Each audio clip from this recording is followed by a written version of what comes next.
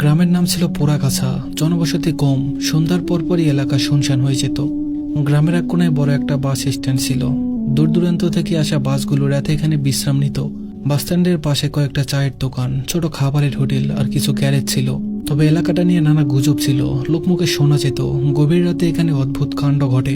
কেউ দেখেছে সাদা কাপড় পরে একটা মেয়েকে, কেউ শুনেছে কান্নার আওয়াজ, আর কেউ কেউ বলতো এখানে মাঝে মাঝে বাসের হেডলাইটের সামনে হঠাৎ করেই কেউ এসে পড়ে, কিন্তু কাছে গিয়ে কাউকে পাওয়া যায় না।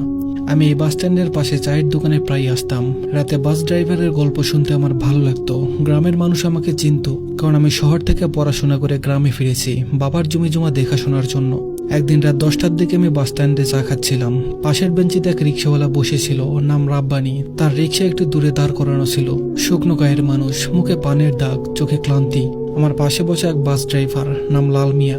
চায়ের কাপে ফু দিতে দিতে বলল, ভাই এই জায়গাটা ভালো না, কাল রাতেও এক ড্রাইভার নাকি কিছু দেখেছে। আমি হাসলাম আর বললাম, তুমি বুঝি ভূত বিশ্বাস করো? লাল মিয়া গভীর মুখে বলল, বিশ্বাস না করলে কি, নিজের চোখে দেখা জিনিস তো আর অস্বীকার করতে পারি না। রিক্সাওয়ালা রাব্বানি এতক্ষণ চুপ ছিল। এবার সে হঠাৎ করে বলল, আমিও একদিন কিছু দেখেছিলাম। আমি কৌতূহলী হয়ে গেলাম, জিজ্ঞেস করলাম কি দেখেছেন। রাব্বানি চুপচাপ আমার দিকে তাকিয়ে রইল। তারপর ধীরে ধীরে বলতে লাগলো, গত বছর এই সময় শীতের রাত বাস স্ট্যান্ডে যাত্রী নামিয়ে একা ফিরছিলাম। রাত তখন প্রায় 1:30 বাজে। ফাঁকা রাস্তা, বাতাসটা ভারী লাগছিল। হঠাৎ দেখি রাস্তার ধারে একটা মেয়ে দাঁড়িয়ে আছে। লম্বা সাদা কাপড় পরা, চুলগুলো লম্বা, মুখটা স্পষ্ট দেখা যাচ্ছে না। আমি ভেবেছিলাম নিশ্চয়ই কেউ অপেক্ষা করছে, কিন্তু রিক্সা একটু এগিয়ে নিতেই দেখি মেয়েটা আমার পাশে দাঁড়িয়ে আছে।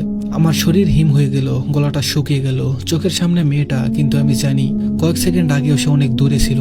আমি আর দাঁড়াইনি, প্যাডেল মেরে সামনে চলে এলাম। কিন্তু কিছু দূর যেতেই মনে হলো কেউ আমার রিক্সার পিছনে বসেছে। পিছনে তাকিয়ে দেখলাম কেউ নেই, কিন্তু একটা ঠান্ডা বাতাস যেন আমার গায়ে লাগছে। আমি আর পারছিলাম না, জোরে প্যাডেল মেরে স্ট্যান্ডের দিকে ফিরে এলাম। সেদিনের পর থেকে রাতের বেলা আমি ওই রাস্তা মারাইনি।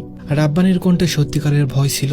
আমি হাসলাম না, কারণ তার মুখ দেখে মনে হচ্ছিল সে সত্যিই কিছু দেখেছিল। তারপর কয়েকদিন কেটে গেল, আমি এই ঘটনাটা ভুলেই গিয়েছিলাম। এক রাতে কাজ শেষে বাড়ি ফিরছিলাম, তখন বাজে প্রায় 12টা। আমার মোটর সাইকেলের পেট্রোল কমে গিয়েছিল, তাই ভাবলাম বাস স্ট্যান্ডের পাশে দোকান থেকে এক বোতল পেট্রোল